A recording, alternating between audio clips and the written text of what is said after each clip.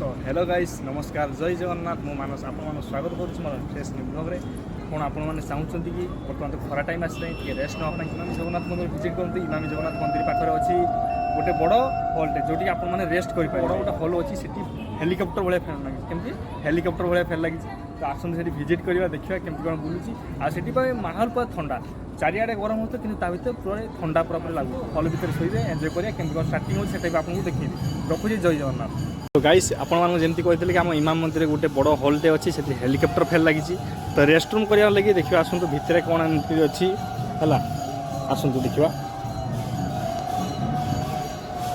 तो ये बहुत बड़ विराट हॉलटा रही बाहागर एका हुए तार सहित ये देखिपुर केते बड़ पंखाटा लगी हेलिकप्टर पात जमी केते बड़ पात ये से बड़ पातटा लगी तो ये आपण मैंने आसिक दीपर जो आसुँच कड़े जाऊँच बुलाई ये आप रेस्ट नहीं पारे ये पंखा बहुत जोर से हवा दिए बहुत जोर से आउ ता सहित थंडा भी बहुत जिते भी खरा होता एडजस्ट तक गोटे लेयर दे जेहेतु कि आम ऊपर गरम हवाटा तौक आसे नहीं रूम हॉलटा ठंडा लगे आज एतिक रही पुणी नेक्स्ट वीडियो देखा जय जगन्नाथ।